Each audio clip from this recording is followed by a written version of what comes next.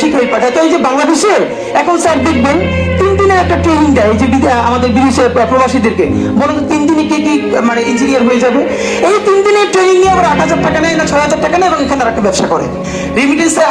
আমার সবচেয়ে খারাপ লাগলো আপনার মানে ওই যে সিঙ্গাপুরে এসালন যে বড় শপিং মলটা কিনেছে, ওইখানে সামনে বড় মাঠটা, ওইখানে প্রচুর বাঙালি কমিউনিটির লোকজন আসে। তো আপনি কি পরিমাণ আমাদের মানে আইরনি আপনি ভাবেন, সিঙ্গাপুরে মানুষ কি পরিমাণ কষ্ট করে প্রবাসীরা দেশে টাকা পাঠায়, সে দেখতেছে যে এই প্রবাসীরা যে টাকা পাঠায় সেই টাকাই তো লুটপাট হয়েছে। সেই লুটপাট কইরা বাংলাদেশের ব্যবসায়ী নামে এই বদমাইশেরা সেখানে এত বিরাট সিঙ্গাপুরে শপিং মল কিনে ফেলছে, কিন্তু এই শপিং মলে তো তার অ্যাক্সেস নাই, ওটা অনেক দামি শপিং মল, মানে তার পয়সা বাংলাদেশে পাঠায় আর বাংলাদেশ থেকে চুরি করে নিয়ে এরকম সেখানে মানে শপিং মল হচ্ছে। তো আমরা হলো আমাদের এই রেমিটেন্সের যে খাতটা প্রবাসীদেরকে নিতে মানে প্রচুর মানুষ বলে ইন্ডিয়ান একটা লেবার পর্যন্ত বাংলাদেশের চেয়ে 1 লাখ টাকা বেতন বেশি পায় পাশের দেশ। অন্যান্য সব দেশে নেপালিয়ানরা পায়, ভুটানের লোকজন পায়, বাংলাদেশ কেন পায় না?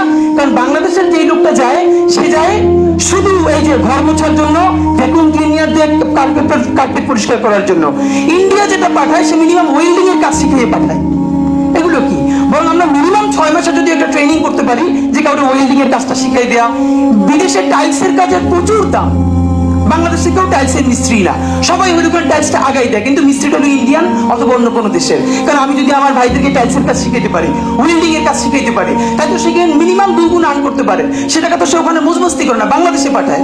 সুতরাং এই প্রবাসীদেরকে কিভাবে আমরা, এবং এটা আমি বারবার বলেছি, প্রবাসী মন্ত্রণালয়ের মতো একটা মন্ত্রণালয়, এটাকে আসিফ নজরুল সাহেবের আইন মন্ত্রণালয়ের সাথে কানেক্টেড রাখতে হবে।